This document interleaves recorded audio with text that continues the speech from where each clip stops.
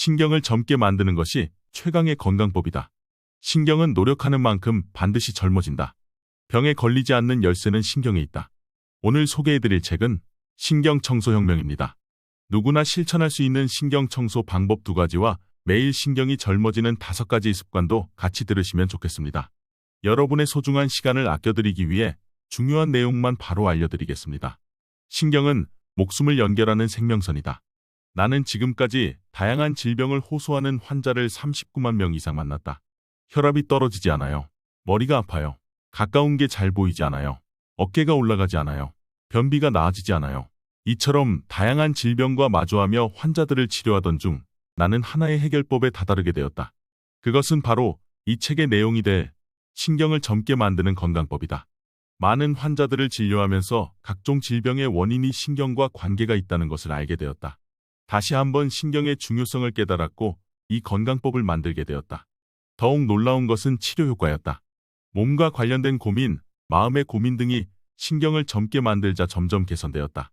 그렇다면 도대체 어떻게 해야 신경을 젊어지게 할 수 있을까? 아주 간단하다. 신경 청소를 하면 된다. 책을 읽다 보면 정말로 이것뿐이라고요? 라는 생각이 들 정도로 방법이 간단하다. 뇌신경외과의로서 모든 지식과 경험, 노하우를 응축해 만든 알짜배기 방법이며 실제로 건강을 회복한 환자들이 그 효과를 증명한 안전하고 신뢰할 만한 건강법이다. 신경 청소를 통해 신경을 젊게 만들면 여러분도 각종 질병을 예방하고 병에 걸리지 않는 몸을 얻을 수 있다.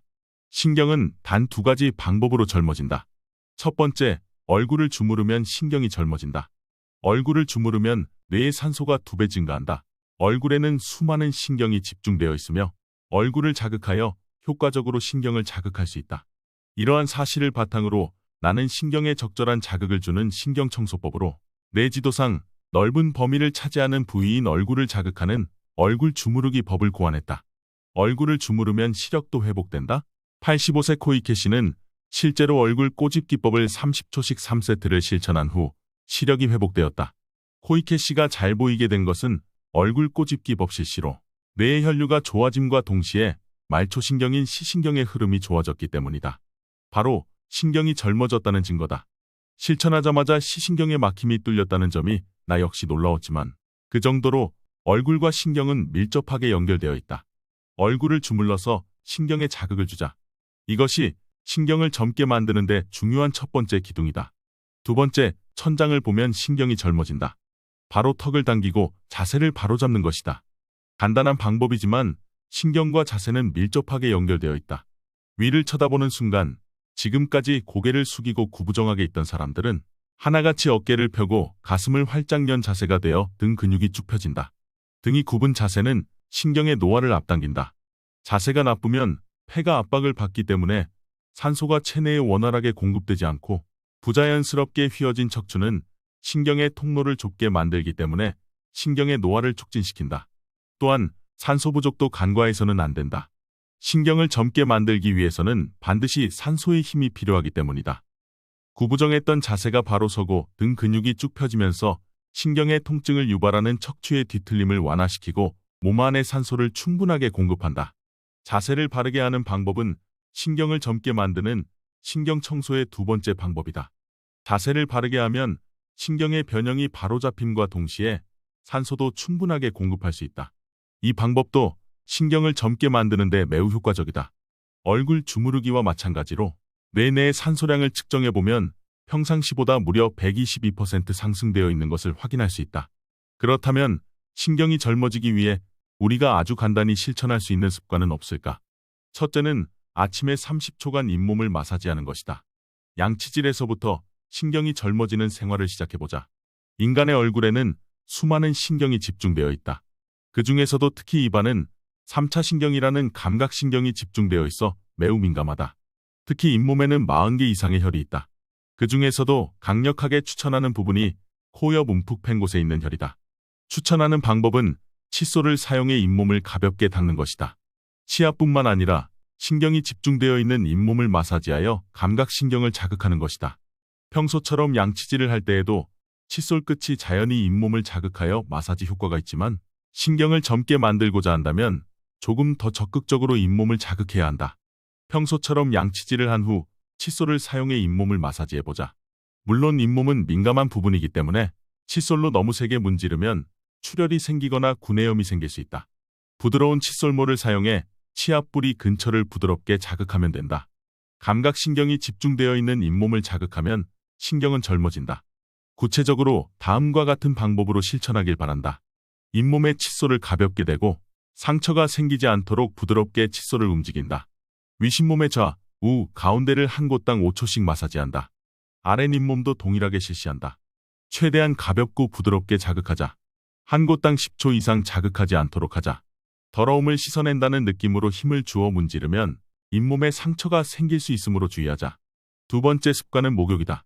당신은 하루 중 어떤 시간에 목욕을 하는가? 아마도 아침과 낮보다는 저녁에 목욕을 하는 사람이 많을 것이다. 아무래도 저녁에 따뜻한 물에 몸을 담그면 기분 좋게 하루의 피로를 풀 수 있다. 하지만 저녁 시간에는 하루 동안 쌓인 피로에 지쳐 목욕할 기력과 체력이 남아있지 않은 사람도 많다. 그런 사람들에게는 아침 샤워를 추천한다. 신경을 젊게 하는 포인트는 강한 수압으로 신경이 집중된 부위 세 곳을 집중적으로 자극하는 것이다. 가능하다면 각 부위를 20초씩 자극하길 바란다. 그렇게 하면 피부의 압력을 느끼는 센서가 자극되어 감각신경이 단련된다. 따뜻하다, 기분 좋다 같은 감각이 일깨워져 뇌에 전달되면 오케이다. 욕조에 들어가서 목욕을 할 경우에는 뜨거운 물로 신경을 활성화시키자. 단 43도 이상이 되면 심장의 부담이 커지므로 계절에 따라 40에서 42도 정도가 적당하다. 뜨거운 욕조에 들어갈 때는 시간은 짧게 어깨까지 담그지 않는 것이 기본이다. 만약 몸을 푹 담그고 싶다면 미지근한 물로 목욕을 하자. 입욕 후에는 수건으로 문지르듯 닦지 말고 가볍게 두드리듯 닦으면 피부를 보호할 수 있고 동시에 감각신경에도 적당한 자극을 줄 수 있다. 세 번째 습관은 청소다. 집의 통로를 정리하면 신경의 흐름도 부드러워진다. 나이가 들어 체력이 떨어지면 이전까지 평범하게 해오던 집안일도 힘에 부친다. 그중 하나가 청소다. 구부정한 자세로 청소기를 사용하는 자세는 허리에 큰 부담을 줄 뿐만 아니라 폐가 수축되기 때문에 몸 안에 산소를 부족하게 만든다. 산소 부족은 신경을 막히게 하는 커다란 원인이다. 신경을 위해서라도 절대로 해서는 안 되는 자세다.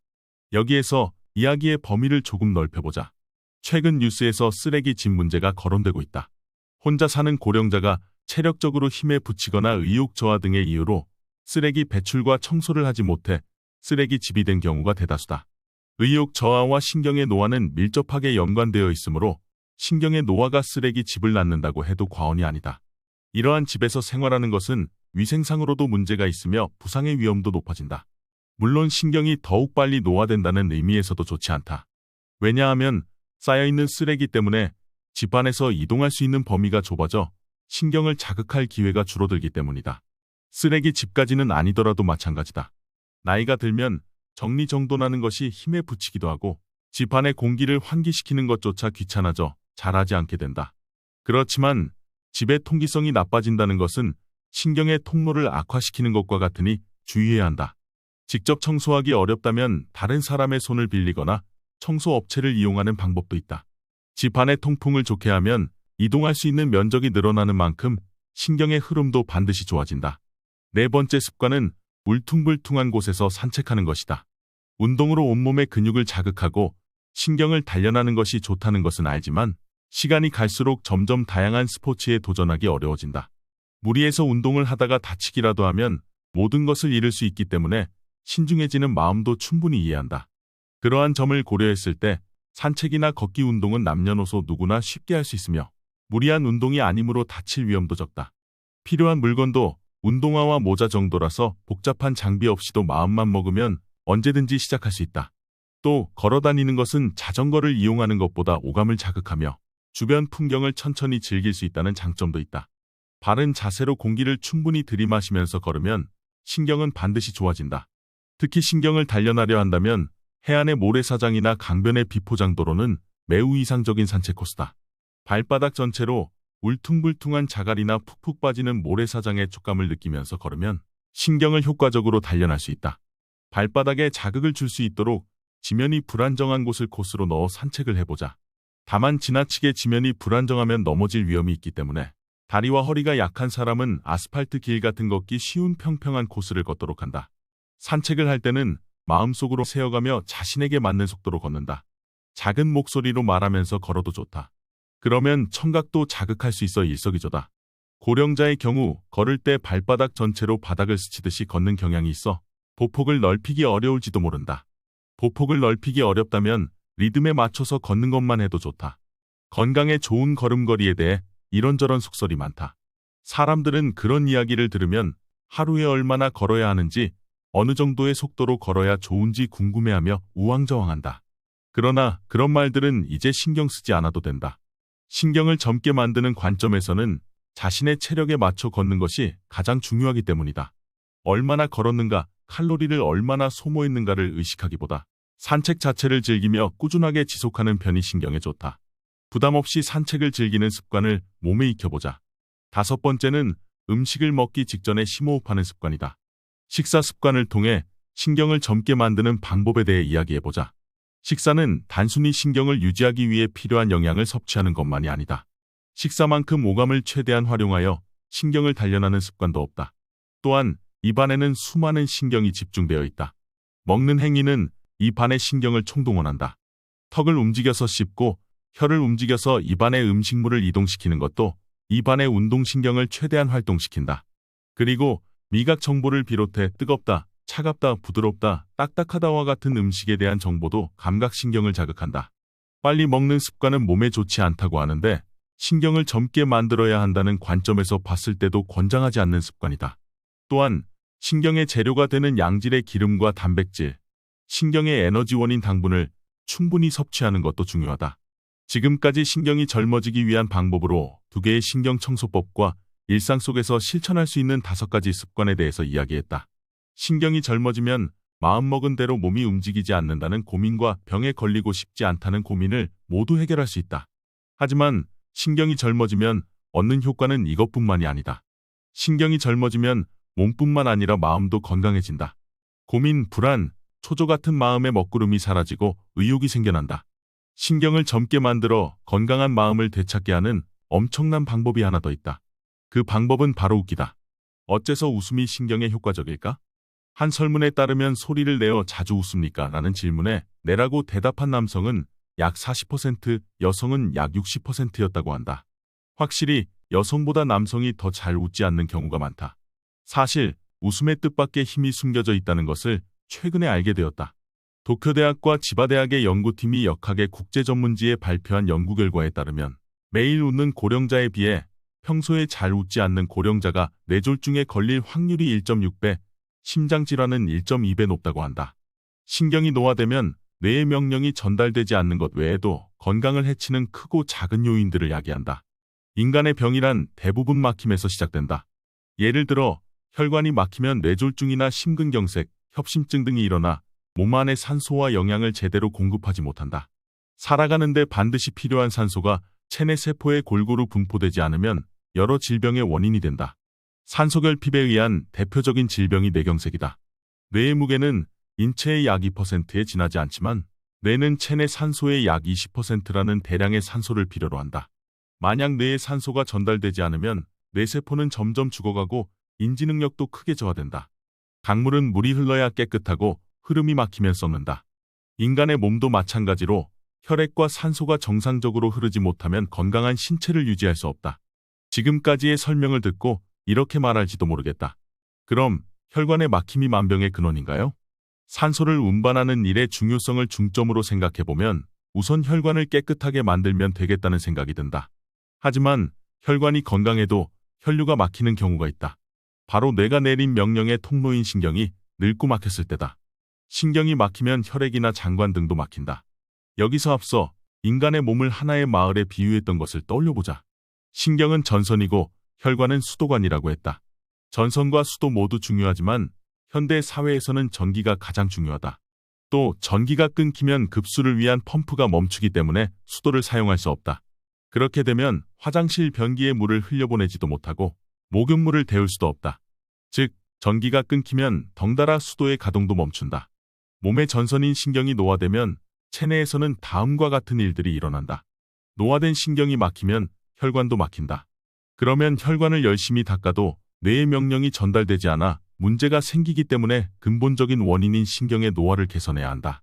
신경의 노화는 혈관의 막힘만 유발하는 것이 아니다. 신경이 막히면 혈관도 막힌다. 그렇게 되면 변비와 장폐색 같은 증상이 나타난다. 또 심장을 움직이는 신경이 막히면 심장은 서서히 박동을 멈춘다. 온몸에 혈액을 보내는 심장의 움직임이 멈추는 것은 마을 전체가 단수되는 것과 같다. 그런 일이 발생하면 내장 기관이나 근육, 심지어 뇌에까지 혈액이 전달되지 않아 모든 세포에 물, 영양, 산소가 분포되지 않는다. 신경이 막혀 늙는다는 것은 그만큼 목숨이 걸린 중대사라고 할 수 있다. 마지막으로 신경은 노력하는 만큼 반드시 젊어진다는 것을 여러분에게 다시 한번 전하며 이 책을 통해 병과는 무관한 생활에 한 걸음 다가가길 바란다. 시간 관계상 책의 내용 전부를 소개하지 못해 아쉽기만 한데요. 건강을 지키고 싶은 분들이나 신경을 깨끗하게 청소하고 싶으신 분들은 책 신경청소혁명을 종이책으로 사서 읽어보시길 권해드리고 싶습니다. 감사합니다.